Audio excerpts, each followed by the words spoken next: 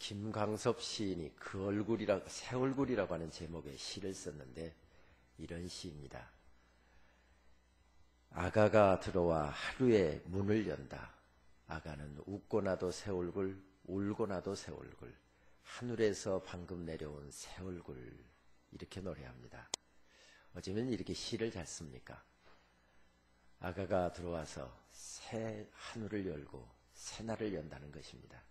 근데 그 아가의 얼굴은 새 얼굴이라는 것이죠. 우리 모두는 하나님 앞에서 다 아가들이지요. 연세가 지긋하게 되신 우리 노건사님들이나 우리 장로님들이나 다 하나같이 하나님 앞에서는 아가들입니다. 하나님 앞에서 새 얼굴로 나오셨는데 우리 옆에 분들하고 이렇게 인사 한번 하실까요? 오늘 아침 새 얼굴로 나오셨군요.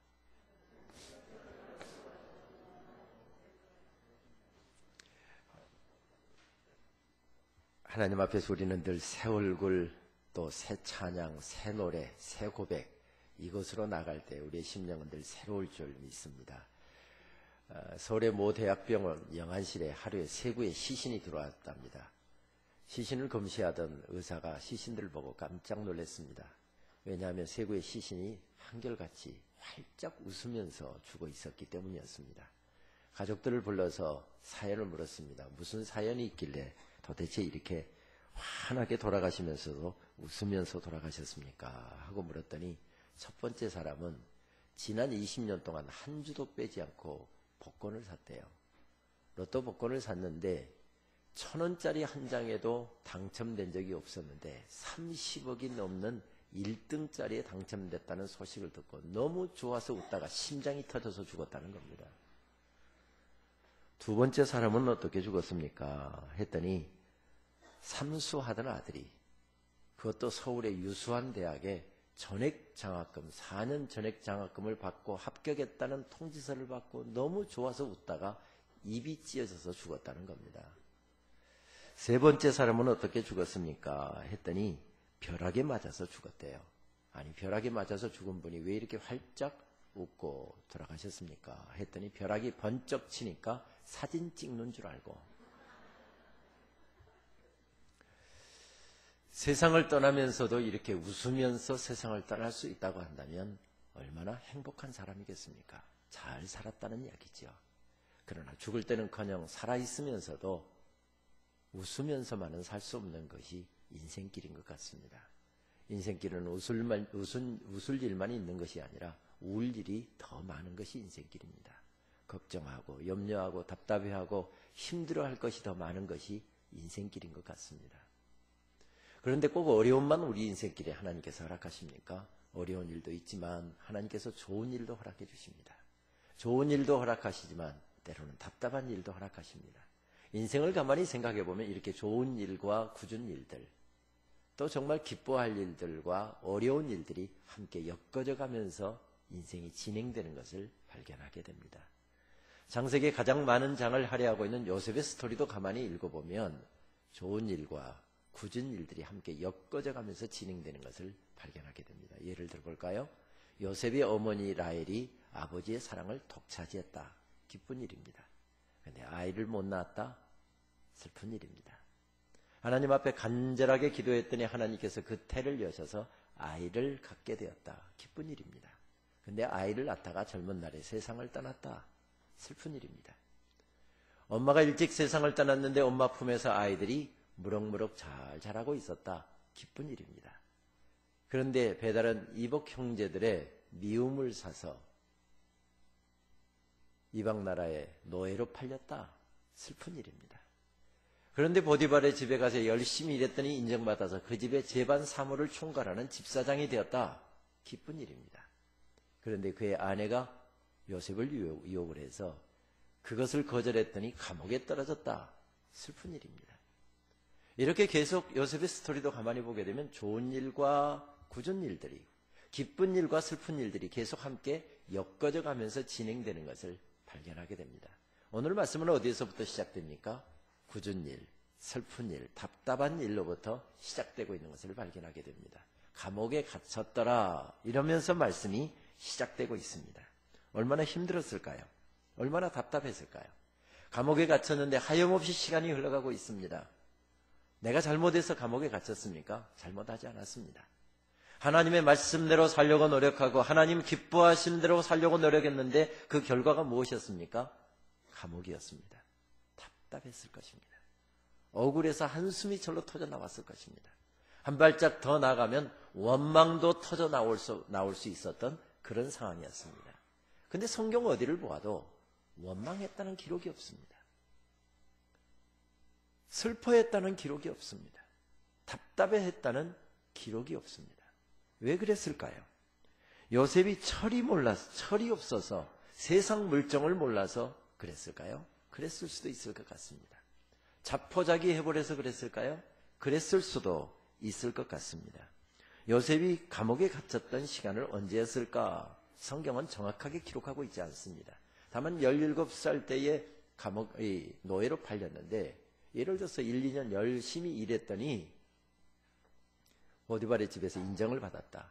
그래서 한 1년 일하다가 감옥에 갇혔다. 이래놓고 보면은 한 20살 전후에 감옥에 갇혔을 것입니다. 그런데 풀려났던 때가 언제였다고 말씀합니까? 창세기 41장 말씀을 보게 되면 만 30살 때였다. 그렇게 이야기합니다. 그러면 감옥에 하루 이틀 갇혀 있었던 것이 아니라 적어도 감옥에 10년 가까이 이렇게 갇혀 있었다는 이야기가 됩니다. 감옥에 10년, 딱 10년형을 언도받고, 이제 9년이면 끝난다, 1년이면 끝난다, 이러면 그래도 괜찮습니다. 근데 똑같은 길도 여러분 길을 가면서 보면 모르고 가는 길은 훨씬 더 멀게 느껴지잖아요. 언제 풀려날지 모르고 하염없이 시간이 흐르는 감옥 생활을 무기수로 하고 있었다고 한다면 더 답답했을 것입니다. 여기 남자분들 보통 군대 생활할 때 옛날에 한 3년 정도 했는데 요즘은 더 짧아졌지만 그런데 제대 한 달 앞두고는 누구나 다 그 내무반 달력에다가 이거 했잖아요. 18일 남았다. 17일 남았다. 16일 남았다. 저희 아들이 지금 군복무 중인데 이야기로는 내년 3월에 제대니까 5개월 정도 남았대요. 얼마 전에 포상휴가를 나왔다가 들어가면서 아빠 127일 남았어요. 그러더라고요. 127일 5개월이면 127일 더 되는데 휴가 기간은 빼고요. 휴가는 밖에 나와서 노는 시간이니까 그러니까 이제 군복무할 시간이 이렇다는 거예요. 요즘에는 또 젊은이들 같은 경우에 스마트폰에 웹이 있어갖고 입대한 날짜, 제대한 날짜 넣으면은 몇 프로 했다, 며칠 남았다 딱 나오더군요. 왜 그렇습니까? 그만큼 군대 생활이 힘들기 때문에 그렇습니다. 혈기방장한 젊은 날에 귀한 시간을 군대에다가 딱 갖다 묶어놓으니까 군대에서 빨리 끝날 제대할 날짜를 이렇게 손가락 헤아리면서 기다리고 있는 것이죠. 3년 혹은 2년 군복무 생활을 해도 이렇게 기다리고 있다고 한다면 요셉은 얼마나 힘들었을까요? 그의 꽃다운 20대가 감옥에서 망가지고 있습니다. 감옥에서 언제 풀려날 기미도 보이지 않습니다. 답답했을 것입니다. 절망할 수 있는 자리였습니다. 내 인생 이대로 끝나는구나. 하나님 내 인생을 왜 이렇게 철저하게 망가뜨리시나이까? 하나님을 향하여 원망도 터져 나올 그런 시간이었습니다. 이런 어려운 시간, 요셉은 어떻게 감옥에서 시간을 보냈을까요? 성경은 여기에 대해서 자세한 기록을 담고 있지 않습니다. 원망했다는 기록도 없고 믿음으로 섰다는 기록도 없습니다. 답답했다는 기록도 없습니다. 왜 그랬을까요? 지금 이 말씀을 전하고 있는 창세기의 내레이터는 지금 감정의 기복이나 그의 절망이나 좌절에 초점을 맞추고 있는 것이 아니라 그의 인생의 배후에서 역사하고 계시는 하나님께 초점을 맞추고 있기 때문에 그렇습니다. 지금 카메라의 앵글이, 카메라의 모든 초점이 거기에 하나님께 바로 맞춰져 있었기 때문에 요셉이 힘들어했다, 절망했다, 좌절했다 이런 기록을 담고 있지 않는 것입니다. 하나님께 초점을 맞추고 말씀을 기록하던 창세기 내레이터가 우리들에게 말씀을 이렇게 전해주고 있습니다. 20절 말씀입니다. 말씀 같이 한번 보실까요? 이에 요셉의 주인이 그를 잡아 옥에 가두니 그 옥은 왕의 제수를 가두는 곳이었더라. 요셉이 옥에 갇혔으나 이렇게 말씀하고 있습니다. 여기서 모든 것의 주도권, 이니셔티브를 쥐고 있는 사람이 누구입니까? 힘 있는 사람입니다. 권력자입니다. 요셉이 죄가 있는지 없는지 묻지도 않고 바로 감옥에 가두기부터 했던 사람이 누구였습니까? 권력자였습니다. 세상은 이런 사람들이 움직여 나갑니다. 역사는 이런 사람들이 세워져 나가는 것 같습니다. 그래서 사람들은 될 수만 있으면 그 반열에 내가 이르려고 발버둥칩니다. 내가 거기에 못 이르렀으면 내 자녀라도 그 반열에 들어가게 하기 위해서 허리띠 졸라매가면서 자녀들을 교육시키려고 하는 것입니다. 요셉을 무조건 잡아서 옥에 가두었던 사람이 누구였습니까? 힘 있는 권력자였습니다. 그런데 요셉은 그렇게 해서 옥에 갇혔으나 이렇게 말씀하고 있고, 그 다음 21절 말씀으로 넘어가면 말씀이 어떻게 시작됩니까? 여호와께서 이렇게 말씀하고 있습니다. 여호와께서. 그 다음에 모든 것을 주도권을 쥐고 있는 사람이 분명히 권력자 같은데 여호와께서 그곳에서 역사하고 계셨다는 것입니다. 힘 있는 사람들이 역사를 움직여 나가는 것 같아도 힘 있는 돈 있는 사람들, 권력 있는 사람들, 높은 자리에 앉아있는 사람들이 모든 것을 다 주도해 나가는 것 같아도 그 배후에서 하나님께서 함께 계시고 하나님께서 그 모든 것을 주도하고 계셨다라고 성경은 이렇게 말씀하고 있습니다. 그래서 성경은 이것을 강조하기 위해서 21절에서도 여호와께서, 23절에서도 여호와께서, 여호와께서, 여호와께서, 여호와께서 이렇게 말씀하고 있는 것을 발견할 수 있습니다. 그렇습니다. 여호와께서 역사하고 계셨습니다. 간수장이 모든 권한을 쥐고 있는 것 같았어도 하나님께서 지금 요셉의 인생을 인도해 가고 계셨다는 사실이지요. 역사를 주관해 가시는 분이 여호와이셨다라고 말씀하시면서 성경은 뭐라고 말씀하십니까? 여호와께서 요셉과 함께 하십니다. 여호와께서 그를 범사에 형통케 하셨더라 이렇게 말씀하고 있습니다. 그런데 이 말씀을 읽다 보면 갑자기 마음이 불편해지는 두 가지 사실이 있습니다. 여호와께서 모든 것을 주도하고 계시고 여호와께서 우리의 힘든 인생길 가운데 함께 계신다라고 하는 사실을 우리들이 온 가슴으로 고백할 때 갑자기 불편해지는 두 가지 사실이 있습니다. 그것이 무엇입니까? 한 가지는 범사에 형통케 하셨다라고 하는 말씀입니다. 감옥에 갇힌 사람에게 형통이 무엇입니까? 감옥에서 풀려나는 것입니다. 억울한 누명을 뒤집어 쓴 사람에게 형통한 것이 무엇입니까? 누명 벗어지는 것입니다.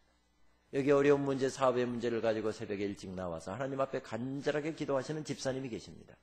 하나님 한 번만 도와주십시오. 간절하게 기도했더니 하나님께서 그를 형통케 하셨습니다. 무엇이 형통입니까? 사업의 문제가 해결되는 것입니다. 지금 불치의 질병을 몸에 안고 하나님의 치유하심을 이 시간 간절하게 기도하는 사람이 있습니다. 그에게 하나님께서 기도를 들으시고 범사에 형통케 하셨습니다. 무엇이 형통입니까? 암병으로부터 고침받는 것이 형통입니다. 그런데 암병 그대로 놔두시고 사업의 문제로 그대로 놔두시고 억울한 일 그대로 놔두시고 감옥에 그대로 가둬놓으시고 범사에 형통케 하셨더라. 여러분 이런 형통 받고 싶으십니까? 저는 그런 형통 받고 싶지 않습니다. 그것은 엄밀한 의미에서 형통이 아니기 때문에 그렇습니다. 또 한 가지 불편해지는 사실은 20절 후반부에 나옵니다. 요셉이 옥에 갇혔는데 그 감옥이 무슨 감옥? 왕의 제수들을 가두는 감옥이었다 이렇게 말씀하고 있습니다. 그 당시 이집트에는 왕이 특별 설치를 해서 관리를 하고 있는 감옥이 있었습니다. 그 감옥에는 대부분 반역을 도모하다가 발각된 사람들을 특별 관리하기 위해서 설치된 감옥이었습니다. 여기에는 판사도 필요 없었습니다. 변호사도 필요 없었습니다. 특별 검사 한 사람 세워놓고 그리고서 혐의를 조사하게 만드는 겁니다. 혐의가 있다고 하면은 야 가서 처형해. 그러면 그날부로 가서 죽는 겁니다. 풀어줘 하면 그날부로 풀려나는 감옥이 왕의 제수들이 갇히는 감옥이었습니다. 여러분 이등병이 쿠데타를 일으킬 수 있습니까? 이등병은 쿠데타 못 일으킵니다. 적어도 쿠데타를 도모하려고 하면 사단장급 정도 돼야, 그것도 전방에 2만 명, 3만 명 정도 병력을 거느리고 있는 그런 사단장 정도 돼야 쿠데타를 생각하지, 저 후방에 병력 한 3, 4천 명 데리고 있는 이런 후방 사단장들은 쿠데타도 생각할 수 없습니다. 노예가 왕을 제거하고 왕의 자리에 오를 꿈이나 꿀 수 있었겠습니까? 꿀 수 없습니다. 요셉은 더군다나 반역하지 않았습니다. 반역하다 도모하는 고위층들이, 힘 있는 권력자들이 갇히는 감옥이 이런 감옥이었는데, 더구나 그 감옥에는 갇히면 한 달이면 죽거나 살아나거나 풀려나거나 둘 중에 하나였습니다. 그런데 요셉은 반역도 도모하지 않았는데 그 감옥에서 한 달 갇혀 있었던 것이 아니라 하염없이 시간이 가는 무기수로 그곳에 갇혀 있었다는 것입니다. 여러분들은 전혀 마음이 불편하지 않는데 저는 마음이 꽤 불편해집니다. 왜 하나님이 함께 계셨는데, 왜 하나님이 배후에서 역사하고 계셨는데, 왜 하나님께서 함께 계셔서 도와주고 계셨는데 형통케 하셨다라고 말씀하시는데 이런 일들이 벌어집니까? 왜 이런 감옥에 갇히는 것입니까? 왜 그렇게 오랫동안 억울한 일을 당하게 하시는 것입니까? 그래서 구약을 연구하는 학자들은 여러 가지로 여기에 대해서 해답을 찾아보려고 노력합니다. 예를 들면 감옥에 갇혔다라고 하는 왕의 제수들의 감옥에 갇힌 것에 대해서 어떤 학자들은 실제로 이렇게 해석을 하는 학자들도 있습니다.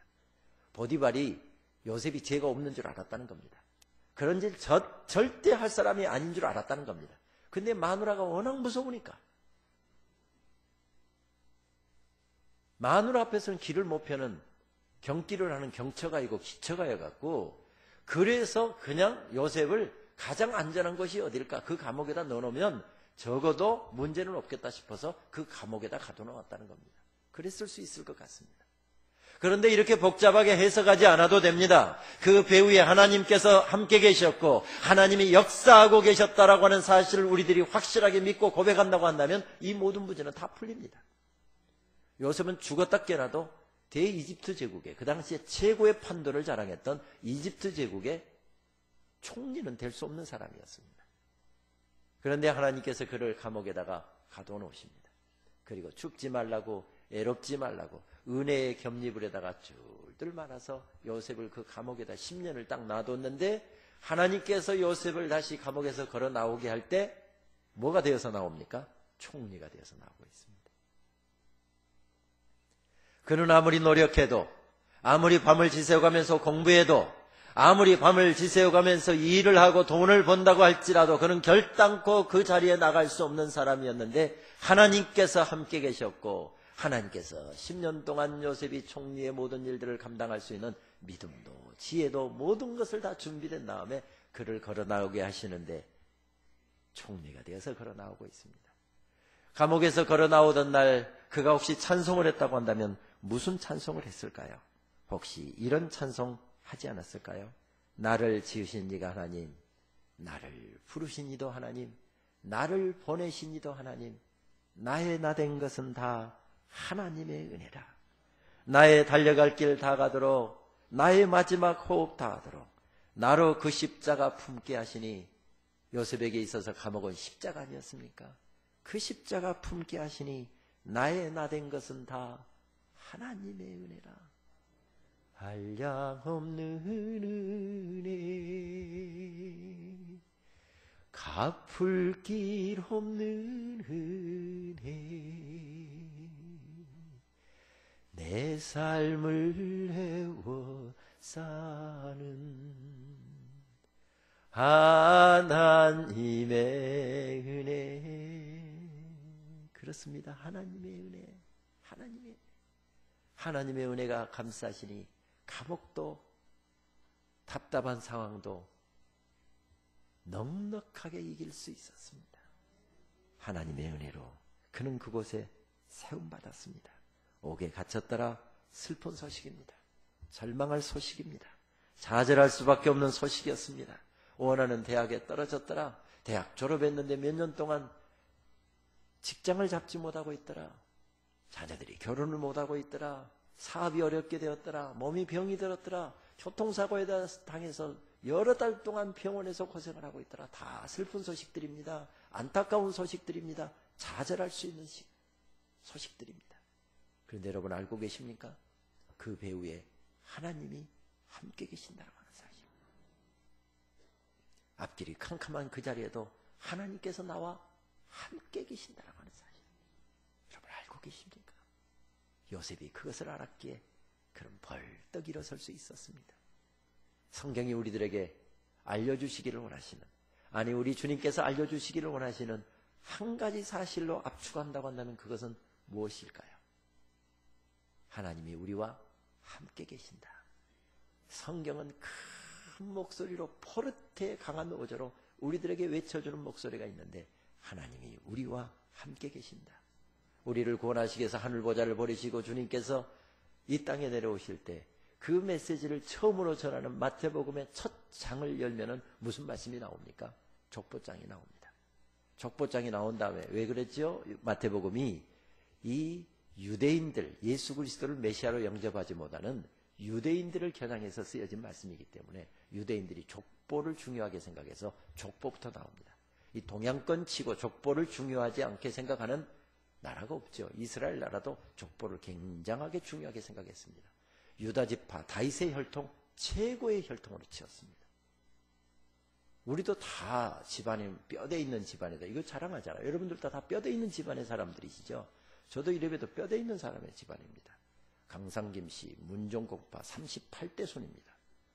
저도 뼈대 있는 사람입니다. 전혀 인정을 안 하시지만, 그러니까 예수님께서 유다지파 다윗의 혈통에서 하나님께서 특별한 신비한 방법으로 예수님께서 태어나셨다, 이 땅에 오셨다, 이 사실을 바로 기록한 다음에 뭐부터 기록하고 있습니까? 제일 먼저 들려주시는 말씀은 마태복음 1장 21절에서 23절까지 말씀을 보게 되면, 보라, 처녀가 잉태하여 아들을 낳으리니 무엇이라 할 것이라? 그 이름을 임마누엘이라 할 것이라. 그러면서 그 말씀을 전한 다음에 어떻게 합니까? 임마누엘이라는 이름을 또 해석까지 해줍니다. 임마누엘이라는 이 단어는 히브리어로 하나님이 우리와 함께 계신다, 그런 뜻입니다. 엘이라고 하는 말이 하나님이고요, 임이라고 하는 말이 함께라고 하는 말이고, 이런 뜻을 담고 있습니다. 하나님께서 우리와 함께 계신다. 예수님이 세상에서 복음사역 다 이루시고 제자들에게 교회를 맡겨주시고 복음사역을 맡겨주시고 천국으로 올라가실 때, 승천하실 때 마지막에 하셨던 말씀이 무슨 말씀이었습니까? 볼지어다 내가 세상 끝날까지 너희와 항상 함께 있을 것이니라. 예수님이 땅에 오셔서 제일 먼저 들려주셨던 말씀이 우리와 하나님이 함께 계시다는 사실, 그리고 떠나시면서 마지막으로 들려주셨던 말씀이 어떤 말씀이었습니까? 주님께서 우리와 함께 계시다는 사실입니다. 이스라엘 백성들이 어려움 가운데 있었습니다. 나라가 망했습니다. 교회가 허물어졌습니다. 젊은 사람들은 첩으로 노예로 끌려갔습니다. 이방 땅에서 하염없이 시간이 가고 좌절과 아픔 가운데 있는데, 그 아픔 가운데 있는 한 젊은이가 벌떡 일어나서 하나님 앞에 몸부림치며 기도하고 있습니다. 그의 이름이 누구였습니까? 부시의 아들 나 에스겔이. 에스겔에서 1장 1절 말씀을 보게 되면 하늘문이 활짝 열립니다. 그러면서 이 에스겔에게 제일 먼저 들려주셨던 말씀이 무엇이었습니까? 나라가 망하고 좌절하고 하염없이 방황할 수밖에 없는 그런 어려움의 시간이 5년 이상 지나가고 있었는데, 그 아픔의 시간 가운데서 뭐라고 말씀하십니까? 하나님께서 함께 계신다. 에스겔에서 1장 말씀부터 마지막 48장 말씀까지 매 장마다 차곡차곡 하나님이 그곳에 함께 계신다라고 하는 사실을 강조하고 있습니다. 여러분은 오늘 돌아가셔서 숙제를 내드릴 테니까 에스겔서 1장 말씀부터 48장 말씀까지 한번 읽어보십시오. 표정이 보니까 숙제를 안 할 표정이시긴 하지만 1장 말씀을 펴보면 좌절하고 있는 자리에 하나님이 함께 계셨습니다. 심지어는 에스겔서 37장 말씀에 보게 되면 에스겔 골짜기에 해골과 같이 되어서 마른 뼈와 같이 되어서 이스라엘 백성들이 뒹굴고 있는 이 환상을 보여주시면서 주님께서 하신 말씀이 무엇이었습니까? 주님께서 함께 계시고 주님의 말씀이 너희와 함께 계시니 그 말씀을 명하면 저 마른 뼈들도 해골들도 일어나서 여호와의 군대가 될 것이다. 성전이 허물어졌습니다. 성전에서 말씀의 단샘들이 터져나와서 생수의 강물이 흘러나와야 될 텐데, 에스겔이 가만히 보니까 성전이 다 허물어지고 그곳은 더 이상 예배도 드려지지 않습니다. 보니까 상징적으로 나오는 성전에서 흘러나오는 물이 쫄쫄쫄쫄 흘러나왔다. 그 단어를 히브리어로 무슨 단어를 사용하는가 하면 메파킴이라고 하는 단어를 사용합니다. 이 메파킴이라고 하는 단어는 물이 스며들다라고 하는, 성전에서 폭포수와 같은 은혜가 쏟아져야 되는데, 하늘에 강력한 말씀이 쏟아져야 되는데 성전에서 물이 스며들듯이 나오더라는 겁니다. 그런데 에스겔아 돌아봐라, 실망하지 말고 내 뒤를 한번 돌아봐라. 돌아보니까 물이 스며들듯이 나오는데, 그렇게 희미하게 말씀의 역사들이 일어나고 있는데, 은혜의 역사가 일어나고 있는데, 하나님이 그곳에 함께 계시면 수용할 물이 강수가 되더라, 이런 말씀이죠. 그러면서 에스겔서 48장 35절 마지막 절 말씀은 뭐라고 말씀합니까? 그 성읍의 이름을, 어떤 성읍? 여호와께서 함께 계시는 그 성읍의 이름을 여호와 삼마라 하리라. 이러면서 마지막 말씀을 끝맺고 있습니다. 여호와 삼마라고 하는 뜻이 무엇입니까? 거기에도 함께 계시는 하나님. 오늘 아픔 가운데 있는 하나님의 백성들에게, 어려움 가운데 있는 하나님의 백성들에게, 큰 기도 제목을 가지고 이 시간 나온 하나님의 사람들에게 하나님께서 들려주시는 메시지는 한 가지입니다. 내가 너와 함께 있다. 내가 너와 함께 있는 가정, 내가 너와 함께 있는 일터, 내가 너와 함께 있는 인생, 내가 너와 함께 있는 내 자녀들, 여호와 삼마의 토성이 될 것이다. 그런 자리가 될 것이다. 이렇게 말씀을 주고 계십니다. 하나님이 거기에 함께 계심을 요셉이 알았습니다. 하나님이 그 자리에 함께 계신다라고 하는 사실을 알았을 때 요셉이 감옥에서 할 수 있는 일이 무엇이었을까요? 한 가지밖에는 없었을 것입니다. 하나님이 내가 답답한 인생길을 걸어가고 있는데, 어려운 인생길을 걸어가고 있는데 하나님이 나와 함께 계신다라고 하는 사실을 알았습니다. 거기서 요셉이 할 수 있는 일이 뭐가 있었을까요? 한 가지밖에는 없었을 것입니다. 하나님과의 동행. 하나님이 함께 계심을 알았을 때 요셉이 그곳에서 유일하게 할 수 있는 일은 동행하는 일이었습니다. 감옥에서도 하나님과의 동행, 참 멋진 말 아닙니까? 답답한 시간에도 하나님과의 동행, 억울한 일을 당했을 때도 하나님과의 동행, 그는 하나님을 신뢰하면서 그 어려운 시간 하나님과 동행하고 있습니다. 우리가 즐겨 부르는 찬송 가운데 그런 사실을 알려주고 있지 않습니까? 내 영혼이 은총 입어 중한죄짐 벗고보니 슬픔 많은 이 세상도 무엇으로 화도다? 천국으로 화도다. 높은 산이 거친들이 초막이나 궁궐이나 내 주 예수 모신 곳이 그 어디나? 하늘나라. 주님을 감옥에 모시는 순간, 내 답답한 인생길에 모시는 순간, 주님 손잡고 찬송하면서 걸어가는 순간 그 자리가 천국이 되더라는 것입니다. 할렐루야, 찬양하세. 내 모든 죄 사함받고 주 예수와 동행하니 그 어디나 하늘나라. 그 어디나 하늘나라. 그 어디나 하늘나라.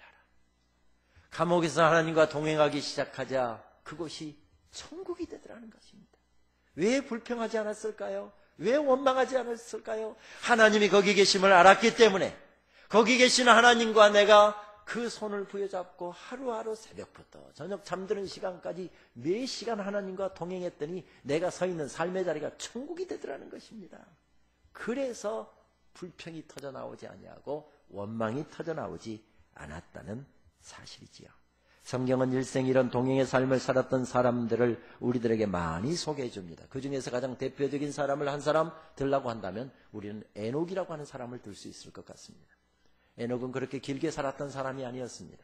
대단한 업적을 이루었던 사람도 아니었던 것 같습니다. 오늘날의 남성들의 수명을 약 80세로 잡는다고 한다면 그는 약 35살 정도에 요절했던 사람이었습니다. 요셉과 같이 높은 직에 올라와서 큰 일을 했던 사람에 대해서는 창세기가 많은 장을 할애하고 있는데 에녹에 대해서는 창세기가 딱 한 절 허락하고 있습니다. 히브리서에서 한 절, 다른 어떤 구절에서 한두 절, 성경에서 거의 한두 구절밖에 나오지 않는 짧은 인생을 살았고 대단한 어떤 기록을 가지고 있지 않는 그런 사람이었습니다.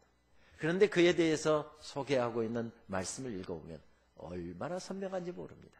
창세기 5장 24절 말씀, 에녹이 하나님과 동행하더니, 그의 일생은 길지 않았지만은, 그의 일생은 대단하지 않았지만은 그의 일생은 선명했다는 것입니다. 어떤 인생? 하나님과 동행하는 인생. 에녹이 하나님과 동행하더니 하나님이 그를 데려가심으로 세상에 있지 아니하니라. 하나님께서 그를 데려가셨다는 것입니다. 어떻게 데려가셨습니까? 특별한 방법으로 데려가십니다. 사람들은 다 죽으면 육신을 이 세상에 남겨놓고 영원히 천국으로 올라가는데 어떻게 에녹은 하나님께서 육신과 영혼을 송두리째 천국으로 옮겨가셨다는 것입니다. 역사상 이런 은혜를 받았다는 사람은 딱 세 사람밖에 없지 않습니까? 한 사람은 엘리야였고 에녹이었고 또 한 분은 누구였습니까? 예수님이었습니다. 무슨 말이죠? 하나님과 동행하면 하나님께서 특별한 방법으로 인도하신다는 것입니다. 이게 하나님과 정말 젊은 날부터 나이 지긋한 그 나이까지 일생을 하나님과 동행해 오신 분들, 삶 속에 하나님께서 허락하신 은혜에 대한 간증들이 지금 이 시간 혹시 나와서 하시라고 한다면 1시간도 좋다, 2시간도 좋다. 그렇게 한증할 것이 많으실 것입니다. 저도 부족하지만 유치부 때부터 교회에서 자라면서 한 번도 하나님 떠나지 않고 말씀대로 살려고 노력했고 예배하면서 살려고 노력했습니다. 저도 만약에 간증하라고 한다면 오늘 하루 종일 간증해도 부족할 정도로 하나님께서 허락하신 은혜들로 제 인생도 채워져 있습니다. 하나님과 동행하면 어떤 결론이 나옵니까? 하나님께서 특별한 방법으로 인도하신다. 똑같은 말씀인데 히브리서 11장 5절 말씀을 보게 되면 이렇게 우리들에게 말씀하고 있습니다. 믿음으로 에녹은 죽음을 보지 않고 옮기었으니 하나님이 저를 옮기심으로 다시 보이지 아니하니라. 저는 옮기우기 전에 하나님을 기쁘시게 하는 자라 하는 증거를 받았느니라. 이렇게 말씀하고 있습니다. 말씀을 가만히 보게 되면 창세기 5장 말씀이 1차 방정식을 예를 들어서 말씀하고 있다고 한다면 히브리서 11장 5절 말씀은 마치 2차 방정식을 이야기하는 것 같습니다.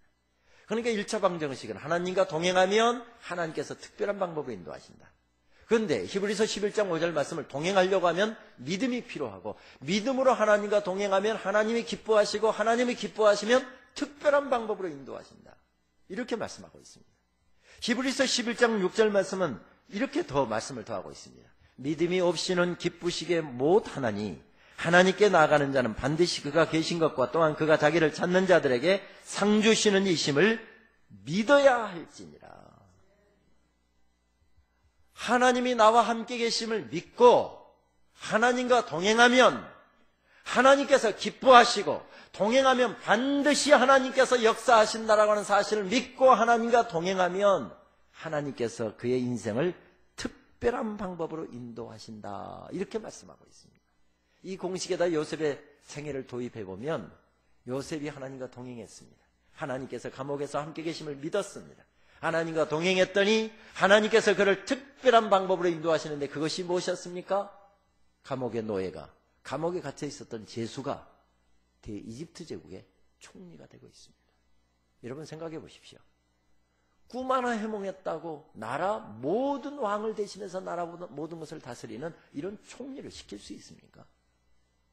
무슨 일 하나 교통 신호 어기고 건너가던 어린아이 하나 구했다고 바로 우리나라 국무총리 시켜줍니까? 그런 일은 있을 수 없을 것입니다. 그런데 하나님께서 은혜를 베푸시니까 그가 젊은 나이 30살의 나이에 총리가 되고 있는 것을 발견하게 됩니다. 하나님이 기뻐하시면 감옥에 갇혔던 노예가 풀려나는 것은 당연한 일이며 하나님께서 역사하시면 그가 비록 젊은 나이여도 노예여도 제수여도 총리가 되는 것은 당연한 일이었습니다. 그렇습니다. 요셉이 갇혀있는 시간 요셉이 하나님이 그곳에 함께 계셨습니다. 하나님이 역사하시기 시작하십니다. 그 감옥에 갇히게 하신 분도 하나님이었습니다.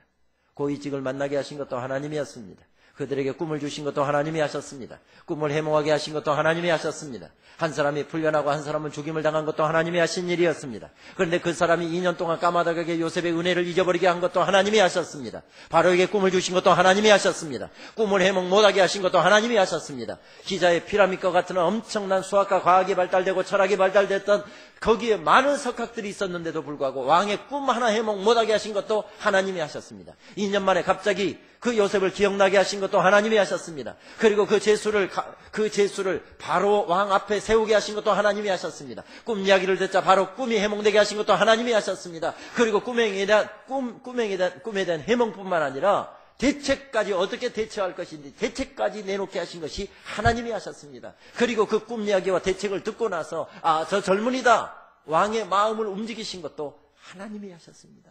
하나님이 역사하고 계셨습니다. 오늘의 인생 가운데도 하나님께서 함께하고 계십니다. 그렇다고 한다면 오늘 새벽 시간부터 오늘 저녁 시간까지 무엇 하시는 것입니까? 하나님과 동행하시는 것입니다. 주님과 동행하시는 삶을 시작하시는 것입니다. 하나님, 오늘 내가 직장으로 달려가는데 하나님 손잡고 달려가겠습니다.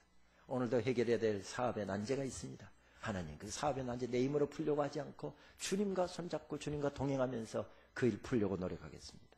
동행하시는 것입니다. 이 동행하는 삶은 참 중요한데 참 쉬우면서도 어렵습니다. 내가 하나님이 그곳에 함께 계신다라고 하는 사실을 믿고 하나님께 내 모든 것을 맡기고 그러면서 하나님의 손을 잡을 수 있으면 동행하는 삶은 아주 쉽습니다. 그러나 대부분의 사람이 광야길을 걸어가고 있으면 제일 먼저 들어온 것은 광야가 먼저 들어오고 문제가 먼저 들어오고 아픔의 문제가 먼저 나를 사로잡기 때문에 동행하는 삶이 어렵습니다. 저는 어렸을 적 시골에서 자랐습니다. 초등학교 5학년 때인가 6학년 때인가 전기가 들어왔으니까 깨깡촌이었던 것 같습니다. 복음은 굉장히 일찍 들어왔습니다. 어려서부터 교회에서 자랐지요. 그런데 이 농촌이다 보니까 겨울 같은 경우에 보면 오후 5시에 식사가 다 끝났던 것 같습니다. 그러니까 밤에 캄캄해지니까 어둡기 전에 식사 설거지를 다 끝내려고 식사가 빨리 됐던 것 같습니다.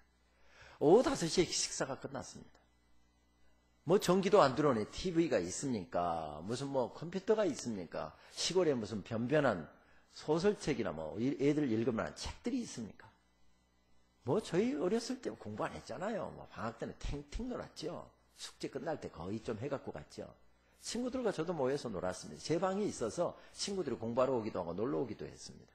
친구들과 함께 빙 둘러 벽에다가 기대서 하고 이불에다 발 넣고 사치기 뽀뽀뽀도 하고 박자 맞히기도 하고 그러면서 놀면서 그것도 이제 실증 나면 뭐 합니까? 옛날 이야기 돌아가면서 하는 것입니다. 다 대여섯 번씩 다 들었던 이야기입니다.